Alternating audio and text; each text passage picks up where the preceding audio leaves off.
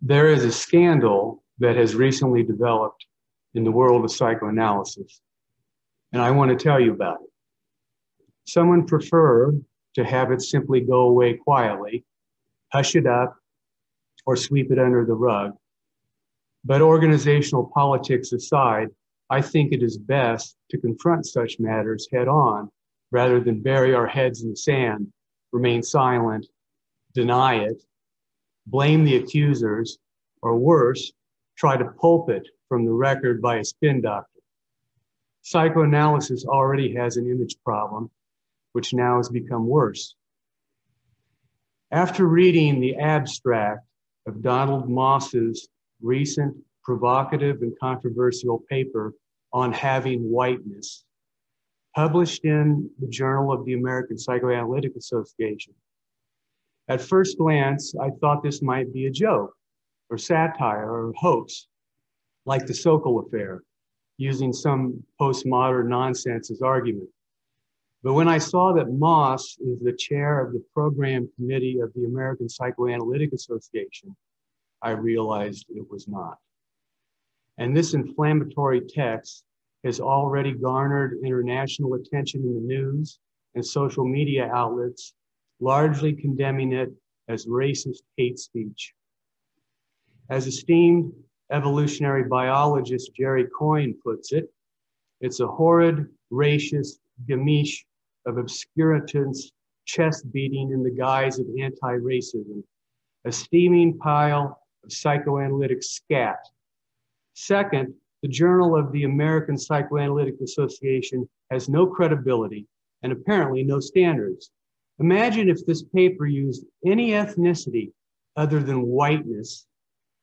It would not have been publishable, and the author would have been damned and demonized forever for racism. End quote. A very damning indictment indeed. It's not damaging to the profession, especially when the American Psychoanalytic Association is accused of promoting anti-white racism.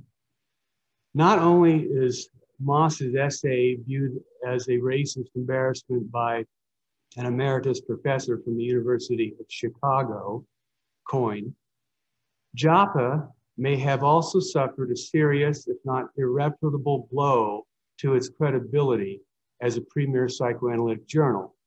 To make matters worse, the editor of Joppa, Mitchell Wilson, has attempted to wash the scandal by not allowing responses to Moss's article that do not promote his version of the narrative he wants to control.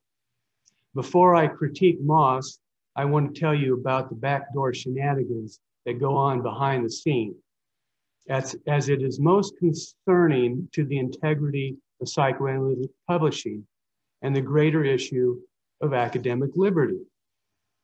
I wrote a response to Moss's article as a letter to the editor, which Wilson wanted to chop in an attempt to downplay the disgrace he has contributed to for publishing a non-peer reviewed article that has brought shame and reproach to the profession.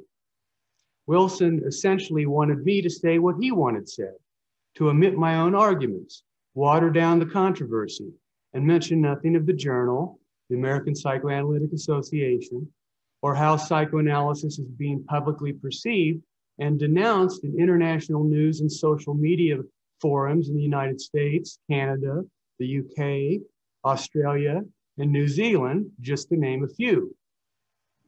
Since when does an editor edit a letter to the editor, especially when the established protocol of the journal is to publish letters in response to an article and then allow the author to reply?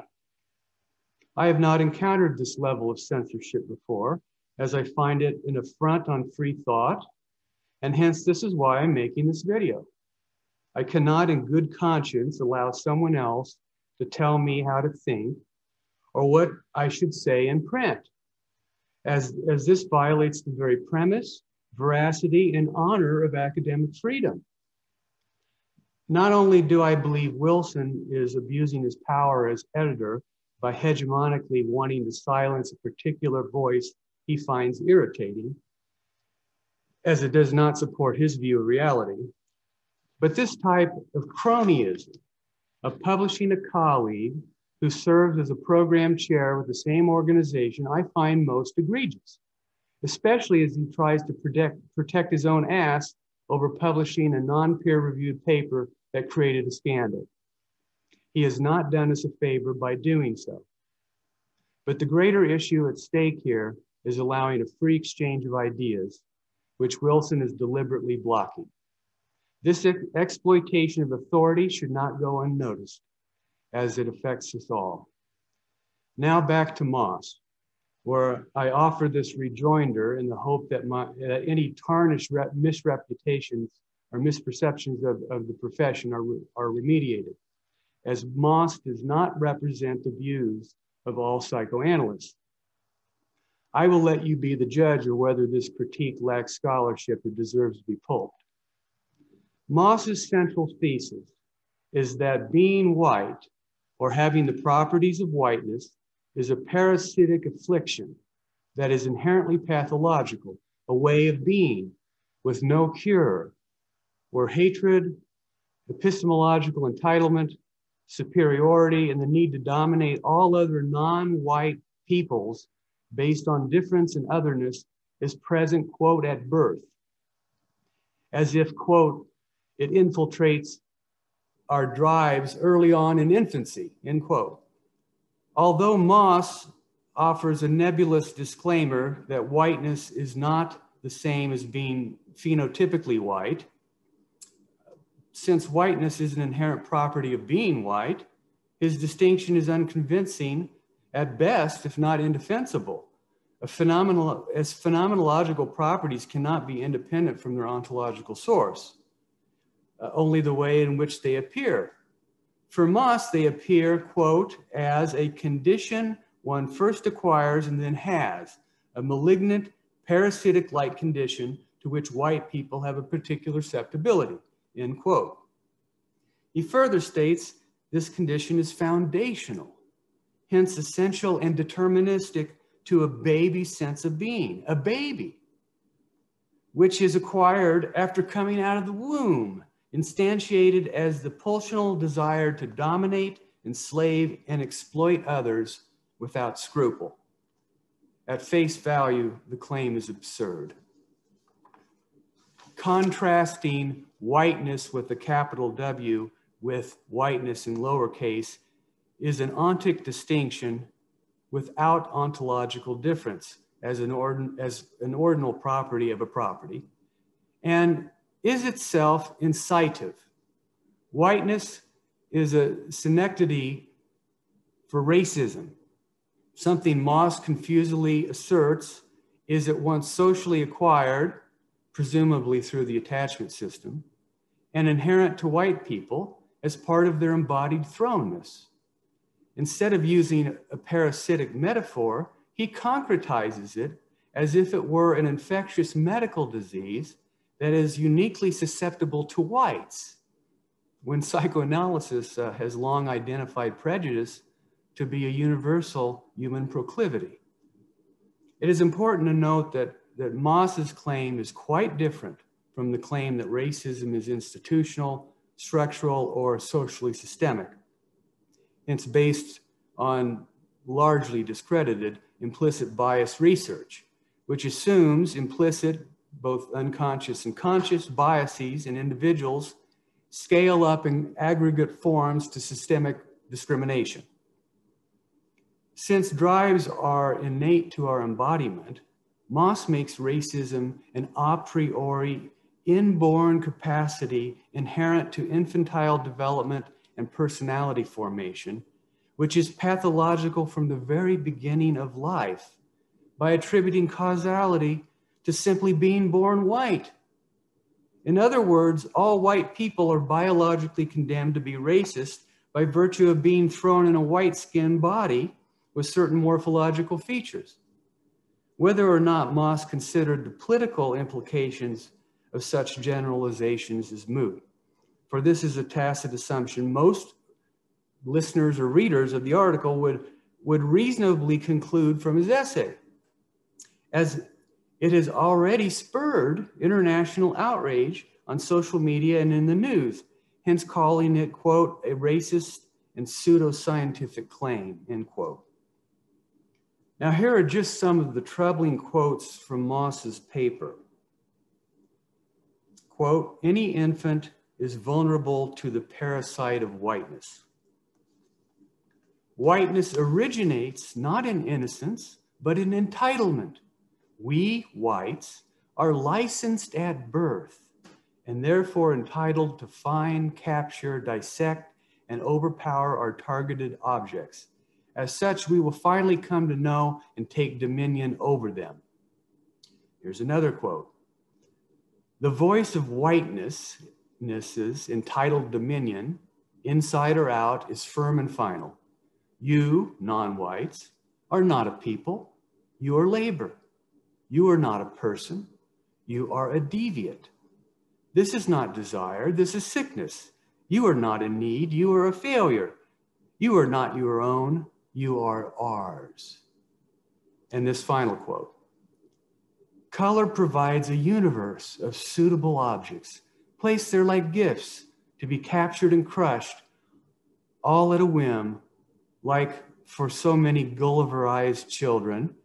Ants are there to be crushed underfoot, butterflies to be locked in a jar.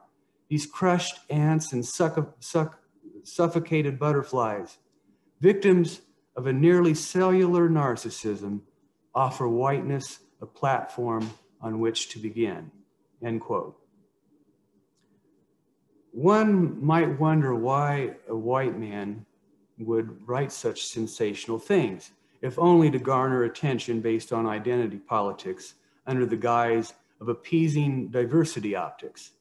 Yet it reads as subversive ideology at the expense of truth and rigorous scholarship. Whether Moss is indulging in identity politics is subject to debate, so I'll leave that for others to decide. But it's an increasing phenomenon gathering popularity as psychoanalysis continues to adopt the postmodern turn, including woke sensibilities and critical race studies, where whiteness theory has become an offshoot.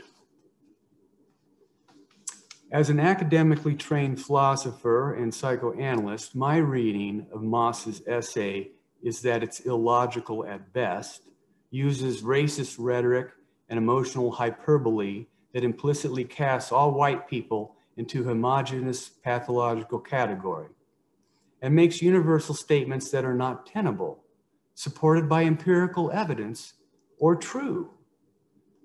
He essentializes all people based on race, makes drives, triva, in infancy, the locus of hate toward all non-white others based on differences in skin color alone, as if race could be conceptualized as a social political category by the infantile mind.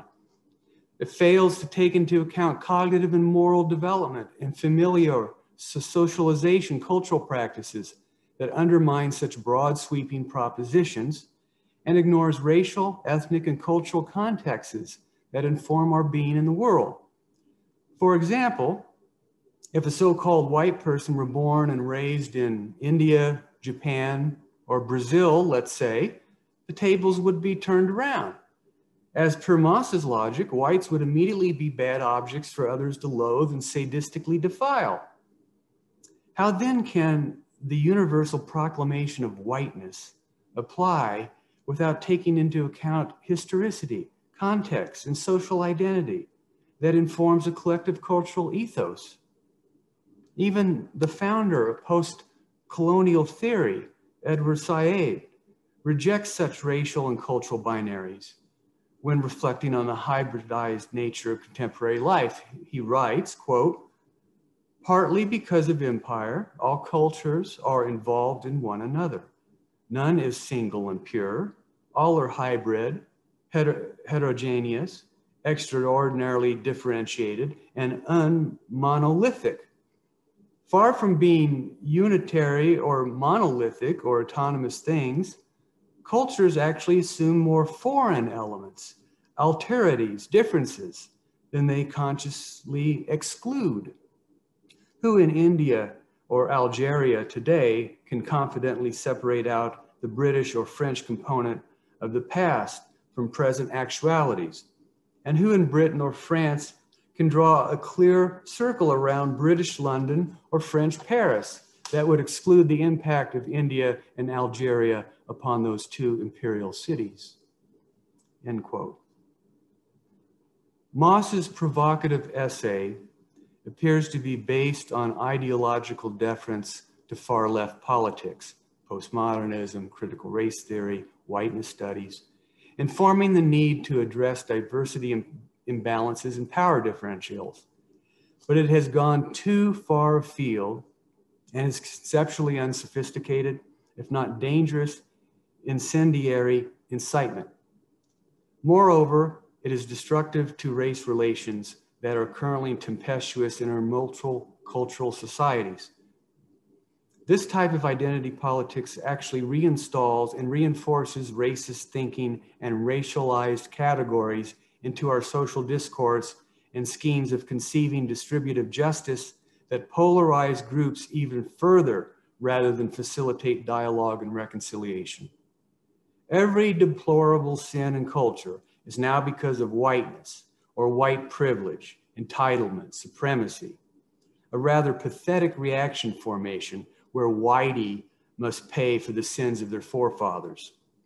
More ridiculous is the premise that STEM subjects, such as mathematics, should be taught in school that they are historically based in white supremacy, despite the fact that major advances in the field have come from Egyptians, Babylonians, Greeks, Chinese, Indians, and Arabs.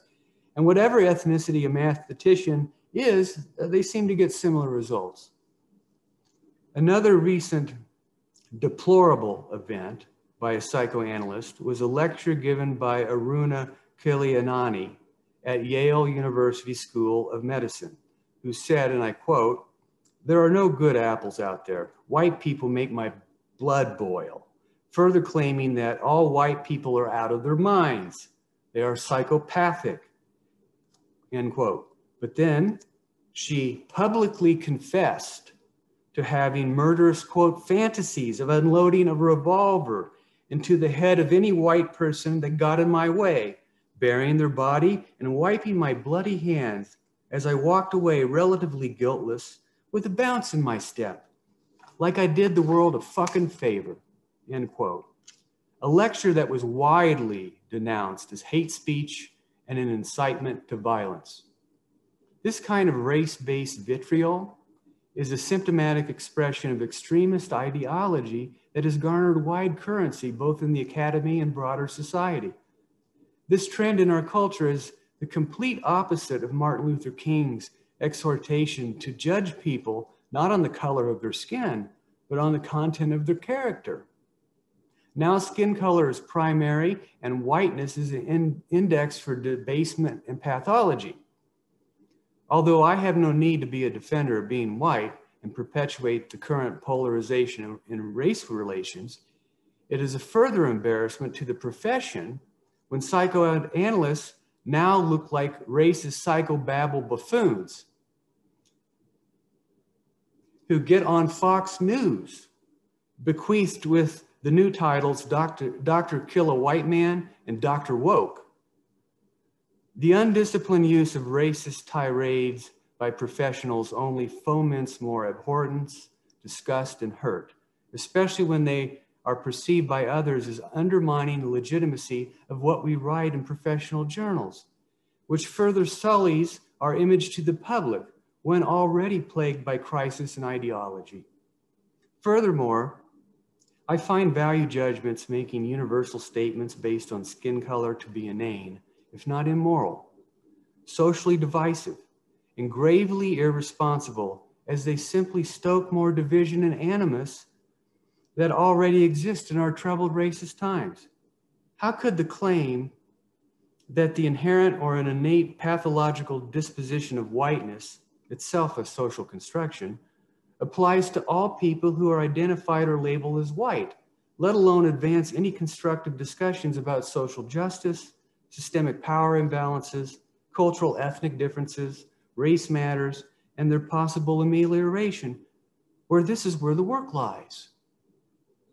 There is current debate surrounding anti-racist theory among the Black intelligentsia. Adolph Reed, Thomas Chatterton Williams, Glenn Lowry, John McWhorter, and others.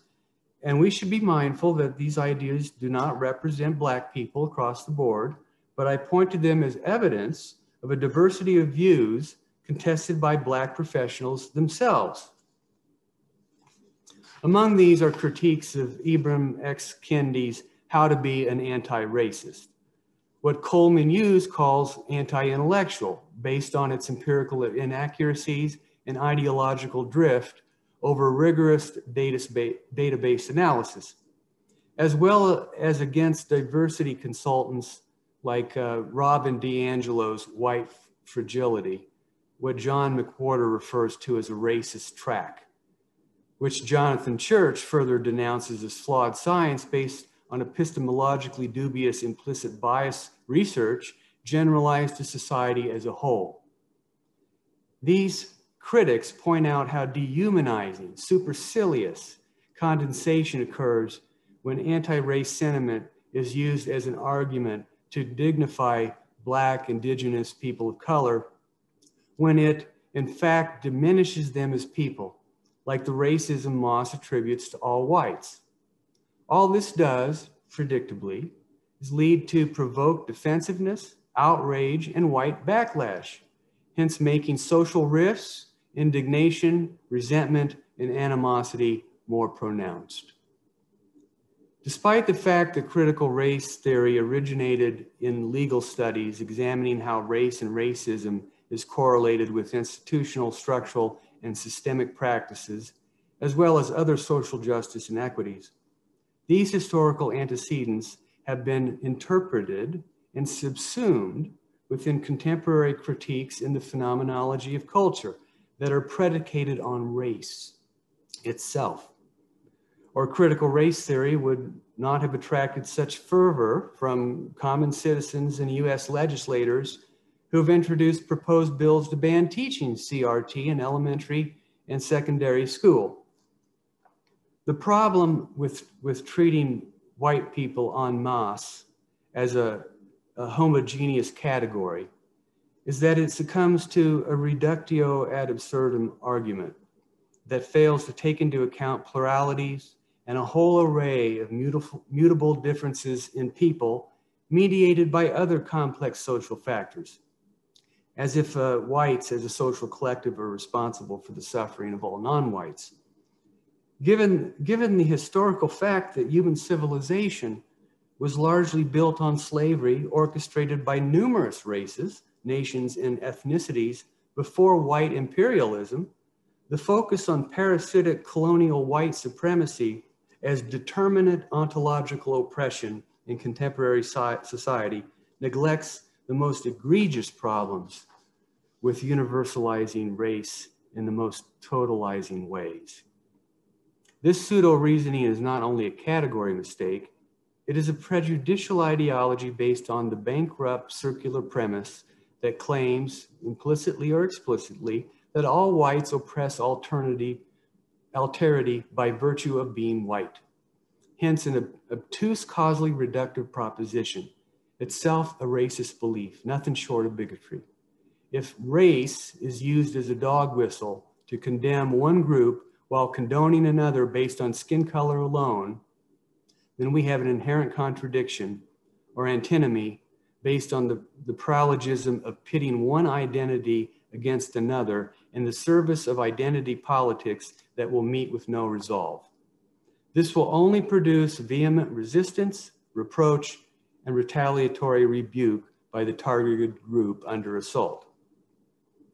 People speaking on behalf of a whole category of peoples, such as race, ethnicity, or skin color, fail to recognize the infantilization, if not frank racism, in such attempts to universalize representations of a whole class of social collectives, as if every individual could be represented by a generic generalization. How can you represent them? To assume that you can is to already reduce them to being an object or thing that devolves into classification alone. How could such totalizing claims, universal representations, be empirically valid? By making such sweeping generalizations about whites, Moss is also inviting people to adopt and attribute his views of whites by non-whites, which is not accurate nor fair-minded for him to impose on any group of peoples.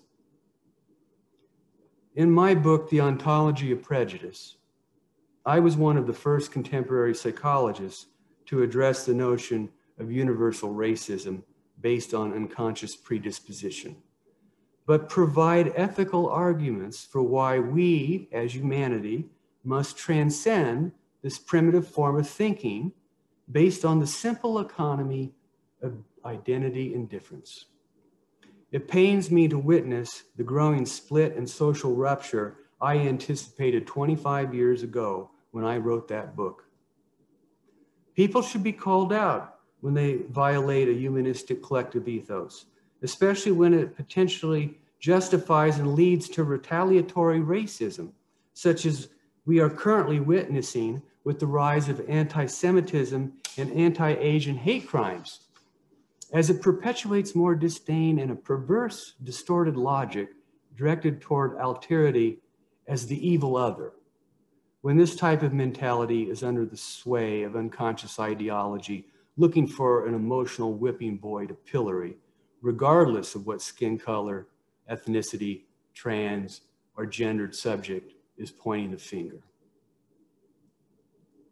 It is my understanding that Donald Moss has received threats, as well as the organizations he is affiliated with, which is most unfortunate. But is not surprising. Given that Joppa published a racist piece under the guise of anti-racist sensibility, no wonder why people would get worked up and there would be counterattacks on social media. When racist sentiments are disseminated in professional public space, liberally minded people on the left, as well as the conservative right, get pissed off, especially those who take offense at being labeled white racists. Not only Moss, but the reputation of the journal, the association, and the greater image of psychoanalysis is now under scrutiny. Given this scandal has gone viral, there is no use trying to cover it up or dress it up in new garb intended to dismiss or placate dissent. The worst possible thing to do is try to deny the racist overtones of the paper through a pompous justification, patronizing excuse, or redirecting shift to focus blame on aggressive critics or threats from others as if the journal did nothing wrong. Nor should they try to conceal the deed by manipulating the association's presence on the web and act like other crazies out there are attacking them, like the Tucker Carlsons and David Dukes of the world. This will only look like a public relations ploy in order to save face and redirect culpability. The editor made a faux pas and should not have allowed such an incendiary text to be published without undergoing a blind review process, as such gaffes and racist remarks would have been prevented from appearing in their current form. Because the paper could not be retracted, the association should issue a public apology and allow open criticism, scholarly critique, debate on the Moss paper, and the greater social issues that are at stake, rather than trying to whitewash it, pun intended. Thank you for listening.